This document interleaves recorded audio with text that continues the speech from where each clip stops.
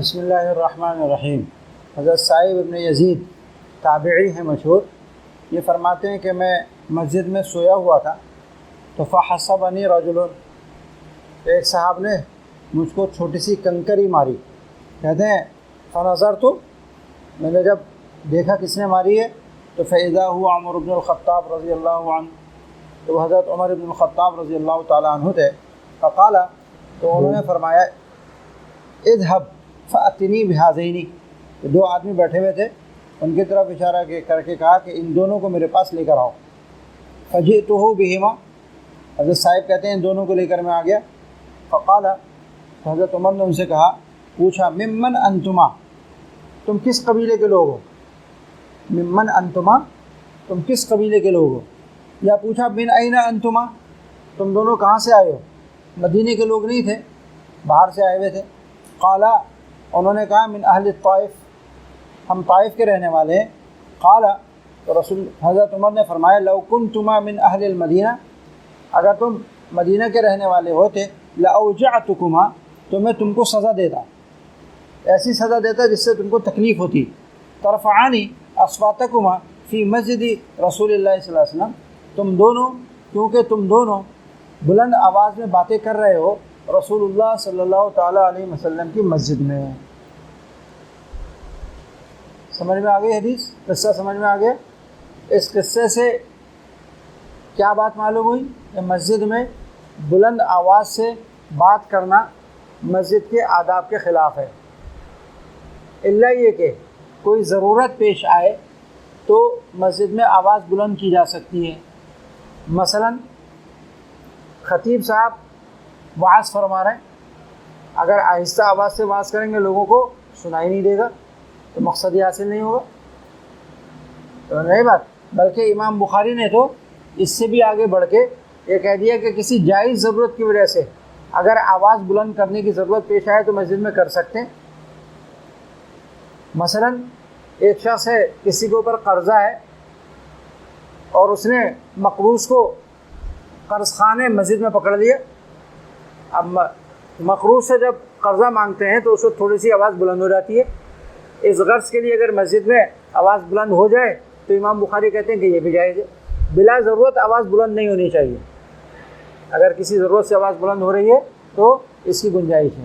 لیکن مسجد الرسول صلی اللہ علیہ وسلم کا معاملہ اور زیادہ سنگین ہے، اس لیے کہ مسجد نبوی میں بلند آواز سے بات کرنا یہ زیادہ خطرناک ہے عام مسجدوں کی نسبت، کیونکہ مسجد نبوی میں رسول اللہ صلی اللہ علیہ وسلم آرام فرمائے، آپ کا روضہ اقدس وہاں پر ہے، آپ وہاں پر آرام فرمائے، اور اہل السنت والجماعہ کا اجماعی عقیدہ ہے کہ نبی کریم صلی اللہ علیہ وسلم اپنی قبر مبارک میں زندہ ہیں، حیات ہیں، اور آپ سلام کرنے والوں کا سلام سنتے ہیں اور اس کا جواب دیتے ہیں، یہ اجماعی عقیدہ ہے۔ جب مسجد نبوی میں کوئی شخص بلند آواز کرتا ہے تو یہ ایسے ہی ہوتا ہے جیسے رسول اللہ صلی اللہ علیہ وسلم کے سامنے بلند آواز میں بات کرے، اور قرآن کریم نے اس کے اوپر وعید بیان کی ہے، یا ایھا الذین آمنوا لا ترفعوا اصواتکم فوق صوت النبی، نبی کے سامنے بلند آواز میں بات نہیں کرو، ان تحبط اعمالکم، کہیں تمہارے اعمال حبط نہ ہو جائیں۔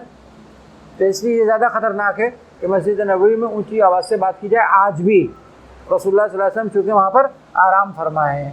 حضرت عمر فاروق رضی اللہ تعالیٰ عنہ نے اس لیے فرمایا کہ اگر تم یہاں کے رہنے والے ہوتے تو میں تم کو سزا دیتا، لیکن تم باہر سے آئے ہو، تمہیں مسئلہ نہیں معلوم ہے، باہر سے آنے کی وجہ سے تمہیں مسئلہ نہیں معلوم، اس لیے میں تمہیں اس کی وجہ سے سزا نہیں دے رہا، لیکن کوئی اور ہوتا تو سزا دیتا۔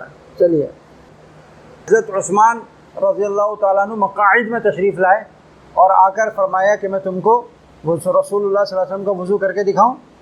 تو وہاں میں نے آپ کو بتایا تھا کہ مدینہ منورہ میں قرب و جوار کے دیہاتوں سے لوگ اپنے کاموں سے آتے تھے، خریداری کرنے آتے تھے، حکومت سے کچھ مسئلے مسائل ہوتے تھے وہ حل کروانے آتے تھے، تو ان کے اٹھنے بیٹھنے کی کوئی جگہ نہیں تھی، تو مسجد میں بیٹھا کرتے تھے۔ حضرت عمر نے دیکھا جب مسجد میں بیٹھتے ہیں تو مسجد میں باتیں بھی کرتے ہیں، گناہ گار ہوتے ہیں، تو انہوں نے مسجد کے باہر ایک چبوترا بنوا دیا تھا جس کا نام تھا بطیحہ، اور لوگوں سے کہہ دیا تھا کہ بھئی جس کو بھی آرام کرنا ہے، جس کو بھی گپ شپ کرنی ہے، شعر شاعر ایک دوسرے کو اشعار وشعار سنانے، تو وہ بطیحہ میں جا کر بیٹھے، مسجد کے اندر نہ کرے۔ پھر حضرت عمر نے کہاں بنوا دیا تھا؟ حضرت عثمان نے بازار میں بنوا دیا تھا مقاعد، ایک چبوترا چھپر ڈلوا کے لوگوں کے آرام کرنے کے لیے بنوا دیا تھا، اس کا نام تھا مقاعد، یعنی بیٹھنے کی جگہ۔ تو یہ بطیحہ کا ذکر ہے یہاں پر۔ حضرت امام مالک فرماتے ہیں کہ حضرت عمر رضی اللہ تعالیٰ عنہ نے مسجد کے ایک باہر کونے میں ایک ناحیہ بنا دیا تھا جس کا بطیحہ نام تھا، اور فرمایا تھا کہ جو شخص کوئی بات کرنا چاہتا ہے، شعر کہنا چاہتا ہے، بلند آواز میں بات کرنا چاہتا ہے تو اس چبوترے اور اس چھپر میں جا کر بات کرے، اس چبوترے کے نیچے جا کر بات کرے تو اس کے لیے گنجائش ہے، مسجد میں گنجائش نہیں ہے۔ حضرت انس رضی اللہ تعالیٰ عنہ فرماتے ہیں کہ رسول اللہ صلی اللہ علیہ وسلم نے مسجد میں قبلے کی جانب کچھ تھوک وغیرہ دیکھا، دیوار پہ تھوک لگا ہوا تھا، یا سامنے کی طرف سجدے کی جگہ پہ تھوک پڑا ہوا تھا، آپ نے وہ دیکھا تو فشق ذالک علیہ، آپ کو یہ گراں گزرا، یہ تھوک دیکھنے کے بعد آپ کی طبیعت میں گرانی ہوئی، اچھا نہیں لگا آپ کو، یہاں تک کہ آپ کے چہرے انور پر اس کے تغیر نظر آیا، آپ کھڑے ہوئے اور اپنے دستے مبارک سے اس کو رگڑ دیا، حق کا ہو اس کو کھرچ دیا، کچی زمین کے اوپر کھرچ دیا جائے چیز کو تو وہ ختم ہو جاتی ہے۔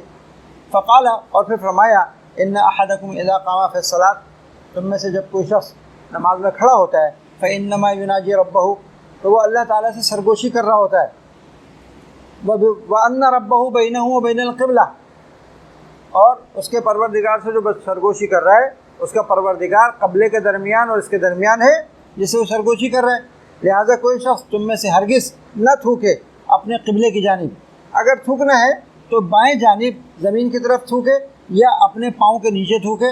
ثم اخذ طرف ردائہ، پھر آپ نے اپنی چادر کا ایک کونا لیا اور اس کے کونے میں آپ نے تھوکا اور اس کو ایک دوسرے کے اوپر رگڑ دیا اور فرمایا او یفعل ہکذا، یا اس طریقے سے کرے۔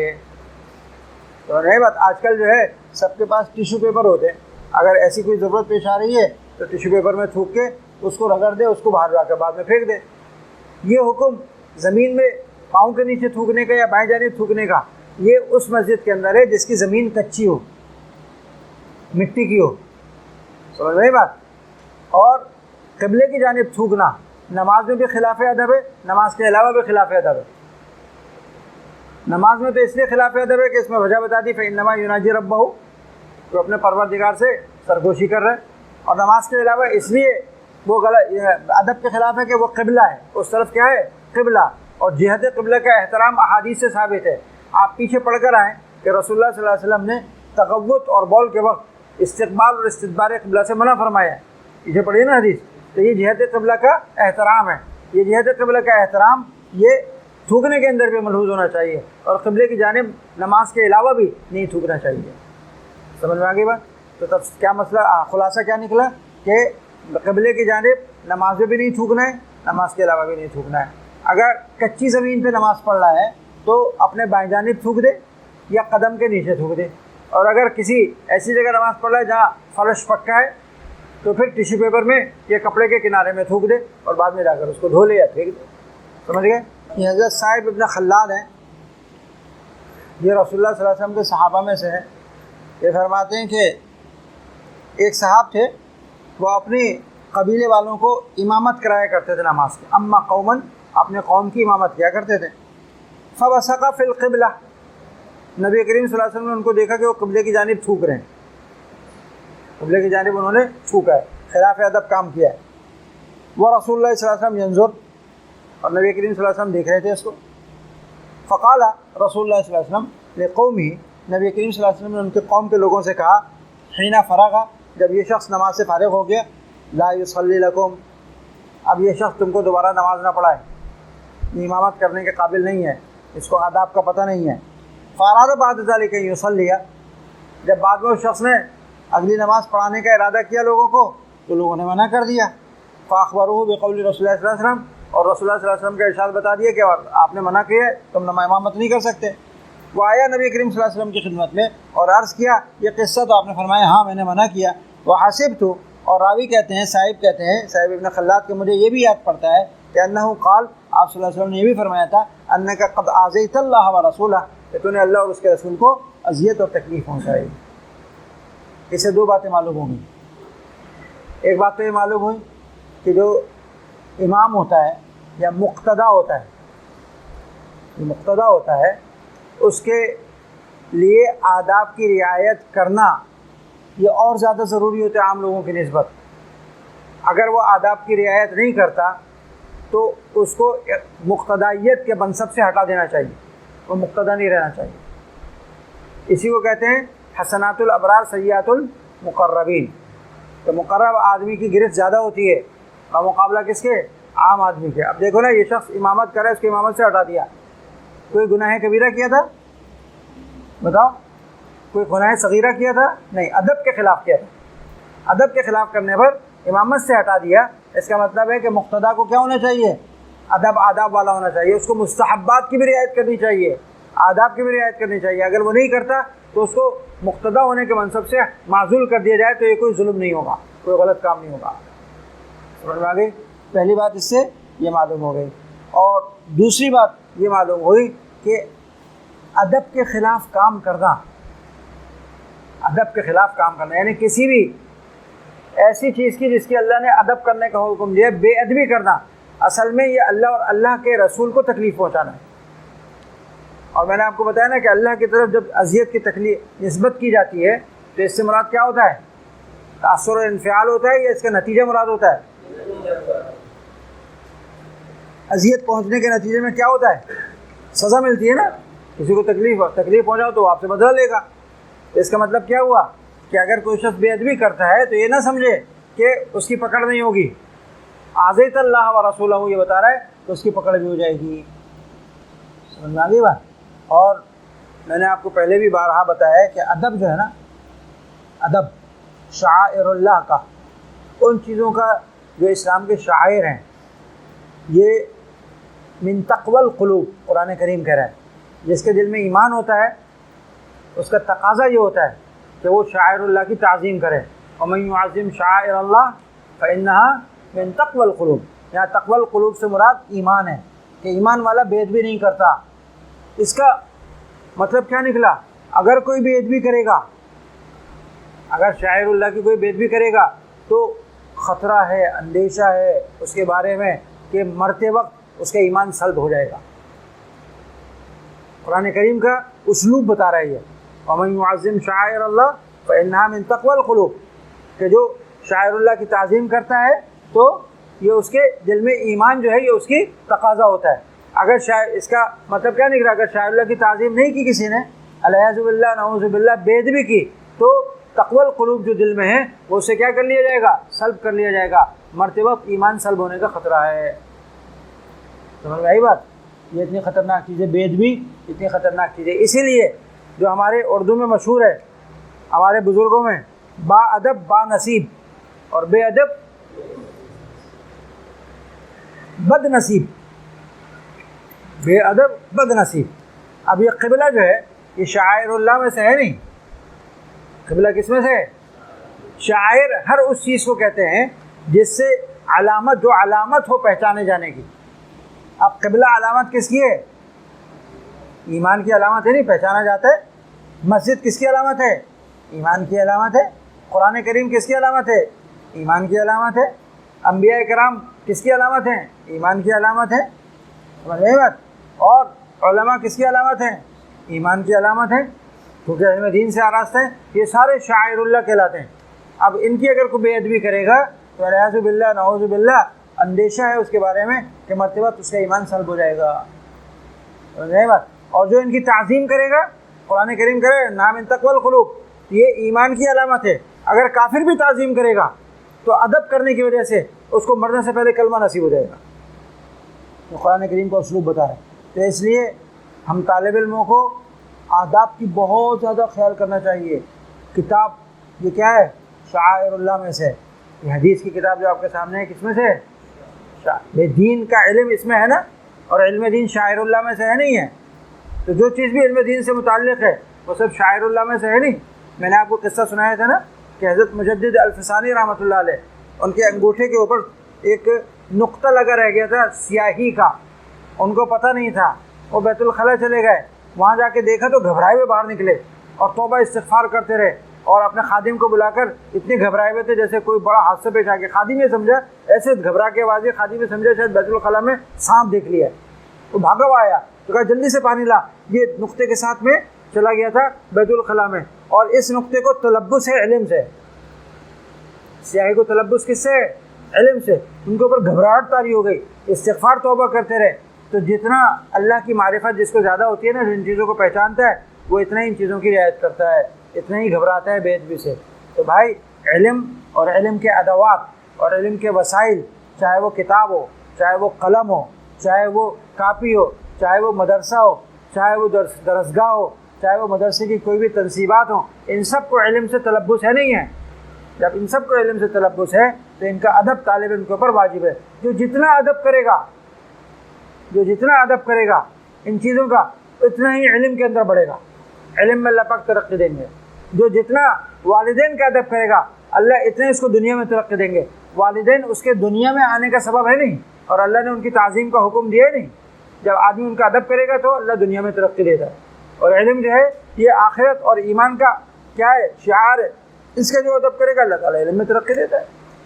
حضرت علامہ انور شاہ کشمیری رحمۃ اللہ علیہ، جن کا آج ہم نام لیتے ہیں اور ان کے علوم کو آپ کے سامنے بیان کرتے ہیں، ان کے ادب کا عالم یہ تھا کہ میں نے آپ کو پہلے بھی بتایا تھا کہ وہ کتاب مطالعہ کرتے تھے نا، تو ایسے مطالعہ کرتے تھے بیٹھ کے جیسے کوئی بھوکا فقیر، اس کو بڑی بھوک کے بعد کھانا ملے تو کھانے پہ کیسے جھک کے اور کیسے دو زانوں کے کھاتا ہے کھانا، وہ اس طریقے سے مطالعہ کرتے تھے، دو زانوں کے، کبھی پاؤں پھیلا کے لیٹ کے کبھی مطالعہ نہیں کیا۔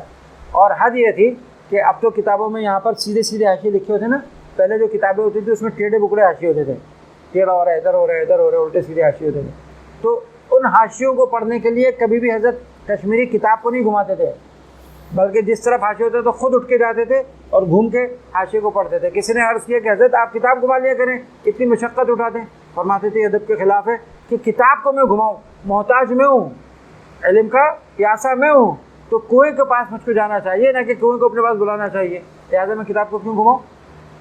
اتنا ادب کیا تو اللہ نے یہ مقام دیا نعمت۔ تو جتنا زیادہ جو ادب کرے گا استاذ کا، کتاب کا، مدرسے کا، شعائر علم کا، علامات علم کا، وسائل علم کا، اتنا ہی اللہ پاک اس کو علم کے اندر ترقی دے گا، اور جو بے ادبی کرے گا اس سے محروم ہو جائے گا۔ حضرت معاذ بن جبل رضی اللہ تعالیٰ عنہ فرماتے ہیں کہ نبی کریم صلی اللہ علیہ وسلم باغوں میں نماز پڑھنا پسند فرماتے تھے۔ حیطان کی بھی آگے تشریح کر دی، یعنی البساتین، باغوں میں۔ علماء نے فرمایا اس حدیث کی تشریح میں کہ چونکہ باغات میں آبادی نہیں ہوتی، وہاں پر یا تو درخت ہوتے ہیں یا پرندے ہوتے ہیں یا چوپائے وغیرہ ہوتے ہیں۔ جب وہاں پر آبادی نہیں ہے، درخت یا پرندے چوپائے ہیں، تو گناہ بھی نہیں ہوتا اس فضا میں، اس زمین پر۔ جس زمین پر اللہ کی معصیت اور نافرمانی نہ ہو، جس فضا میں اللہ کی معصیت نافرمانی نہ ہو، وہاں پر عبادت میں دل زیادہ لگتا ہے، کیونکہ وہاں گناہ کی ظلمت اور نحوست نہیں ہوتی۔ تو اس لیے رسول اللہ صلی اللہ علیہ وسلم غالباً بساتین میں اور باغات میں نماز پڑھنا پسند فرماتے تھے۔ سمجھ رہی بات؟ کیونکہ وہاں پر فضا اور آلودگی سے، گناہوں کی آلودگی سے اور نحوست سے کیا ہوتی ہے؟ پاک و صاف ہوتی ہے۔ وہاں انسان ہی نہیں رہتا تو گناہ تو انسان کرتا ہے، اور انسانی جب مانی ہے تو گناہ کہاں سے ہوگا؟ اور یہی حدیث اصل ہے ان واقعات کی جو اولیاء کرام کے آپ پڑھتے ہیں کہ وہ جنگلوں میں جا کے کئی دن تک عبادتیں کیا کرتے تھے۔ آپ نے اولیاء کے واقعات پڑھے نا، کہ جنگل میں گئے اور جنگل میں 40 دن تک رہے، سال تک رہے، 1.5 سال تک رہے، وہاں پر نمازیں پڑھ رہے ہیں، وہاں رہ رہے ہیں، آبادی سے دور ہیں۔ وہ اصل میں اس حدیث کی اصل یہی ہے کہ وہاں پر عبادت میں دل زیادہ لگتا ہے۔ یعنی اپنے گھر میں اگر نماز پڑھتا ہے تو وہ اس کو ایک نماز کا 10 کا ثواب ملے گا، اور جب اپنی محلے کی مسجد میں نماز پڑھتا ہے تو 25 گنا زیادہ ثواب ملے گا، اور اگر جامع مسجد میں نماز پڑھتا ہے تو 500 گنا زیادہ ثواب ملے گا، اور اگر مسجد اقصیٰ اور مسجد نبوی میں نماز پڑھتا ہے تو 50,000 گنا زیادہ ثواب ملے گا، اور اگر مسجد حرام میں نماز پڑھتا ہے تو 1,00,000 نمازوں کا ثواب ملے گا، 1,00,000 گنا ثواب اس کا بڑھ جائے گا۔ حضرت ابو ذر رضی اللہ تعالیٰ عنہ فرماتے ہیں کہ میں نے عرض کیا رسول اللہ صلی اللہ علیہ وسلم سے کہ یا رسول اللہ، ایو مسجد وضع فی الارض اول، زمین پر سب سے پہلی مسجد کہاں بنائی گئی، کہاں اس کی بنیاد رکھی گئی؟ تو رسول اللہ صلی اللہ علیہ وسلم نے فرمایا المسجد الحرام، سب سے پہلی مسجد جو ہے وہ مسجد حرام ہے اس کی بنیاد رکھی گئی۔ قال حضرت ابو ذر کہتے ہیں قلت میں نے عرض کیا ثم ای، پھر کون سی مسجد زمین پر بنی؟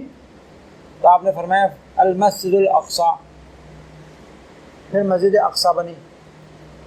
قلت فرماتے ہیں کہ میں نے پھر عرض کیا کم بینہما، ان دونوں مسجدوں کے درمیان، پہلے مسجد حرام کی بنیاد رکھی بنی، پھر مسجد اقصی بنی، اس میں کتنا سال کا فرق ہے؟ تو آپ نے فرمایا 40 عاما، 40 سال، 40 سال کے بعد مسجد اقصی کی بنیاد رکھی گئی۔ پھر فرمایا آپ نے ثم الارض لک مسجد، ان دو مسجدوں کے بعد پھر ساری زمین تمہارے لیے سجدہ گاہ ہے، مسجد بننے کی صلاحیت رکھتی ہے۔ فحیث ما ادرکتک الصلاۃ، پھر اس کے بعد جہاں کہیں زمین پر تم کو نماز مل جائے، نماز کا وقت آ جائے، فصلی، تو وہیں پہ نماز پڑھ لو۔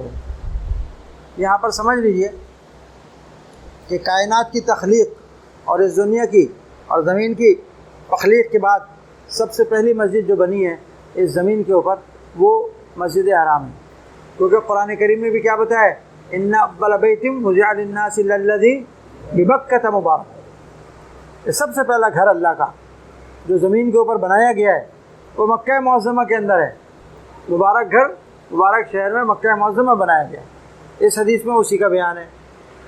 اور دوسری مسجد جو بنی ہے فلسطین میں، دوسری مسجد جو بنی ہے فلسطین میں بیت المقدس میں، وہ ہے مسجد اقصی، وہ اس کے بعد بنائی گئی ہے۔ یہ حدیث بتا رہی ہے کہ ان دونوں کے درمیان 40 سال کا کیا ہے فاصلہ ہے۔ یہاں ایک شبہ پیدا ہوتا ہے، شبہ یہ پیدا ہوتا ہے کہ آپ نے پڑھا ہے کہ حضرت سلیمان علیہ السلام نے مسجد اقصی جنات کے ذریعے سے تعمیر کروائی تھی، پڑھا نا آپ نے؟ مسجد اقصی حضرت سلیمان علیہ السلام نے جنات کے ذریعے سے تعمیر کروائی تھی۔ تو اور حضرت آدم علیہ السلام جب دنیا میں نازل کیے گئے ہیں تو اس وقت بیت اللہ مکہ معظمہ میں تعمیر کیا گیا تھا، فرشتوں نے بنایا تھا۔ سب سے پہلے بیت اللہ کی تعمیر جو ہے، بیت اللہ کی تعمیر اب تک 10 دفعہ ہو چکی ہے۔ کتنی دفعہ ہوئی ہے؟ 10 دفعہ، جس میں سب سے پہلی تعمیر جو ہے وہ ہے فرشتوں کی، جب حضرت آدم علیہ السلام دنیا میں اترے تھے، اور سب سے آخری تعمیر ہے حجاج ابن یوسف کی۔ اس کے بیچ میں 8 تعمیریں اور ہیں، یہ جب آپ بخاری شریف پڑھیں گے نا تو وہاں پر بنا بیت رب عشرن کی پورا شعر پڑھیں گے، اور وہاں پر آپ کو ساری تفصیل پڑھائی جائے گی کہ اللہ تعالیٰ کا گھر جو ہے وہ 10 دفعہ بنایا گیا۔ تو حضرت آدم علیہ السلام جب دنیا میں آئے فرشتوں نے تعمیر کی، جو ان کے نزول سے پہلے، دنیا میں اترنے سے پہلے تعمیر کی فرشتوں نے۔ تو یہ جو حضرت آدم علیہ السلام سے لے کر حضرت سلیمان علیہ السلام تک کا زمانہ، یہ تو 40 سال کا نہیں ہے، یہ تو کئی صدیوں پر محیط ہے، نہیں بات؟ تو حدیث کیا بتا رہی ہے یہاں پر؟ 40 سال۔ تو بات سمجھ میں نہیں آتی، شبہ پیدا ہوتا ہے اس سے۔ شبہ سمجھ میں آ گیا؟ اس کا جواب دیا علماء نے، انہوں نے فرمایا کہ یہاں پر انسانی تعمیر بیت اللہ کی اور مسجد اقصی کی مراد نہیں ہے، وہ نہیں بیان کیا رسول اللہ صلی اللہ علیہ وسلم نے، بلکہ اللہ جل شانہ کے حکم سے فرشتوں نے جو کائنات کی تخلیق کے وقت، اس زمین کی تخلیق کے وقت تعمیر کی تھی اس کو بیان کیا ہے، اور وہ فرشتوں نے تعمیر کی تھی، پہلے کہاں؟ مکہ معظمہ میں، اور اس کے 40 سال کے بعد بیت المقدس میں ان مسجدوں کی تعمیر کی تھی۔ اس تعمیر کو فرشتوں کی تعمیر کا بیان ہے، اس میں انبیاء کی تعمیر کا بیان نہیں ہے۔ بات سمجھ میں آ گئی اچھی طرح؟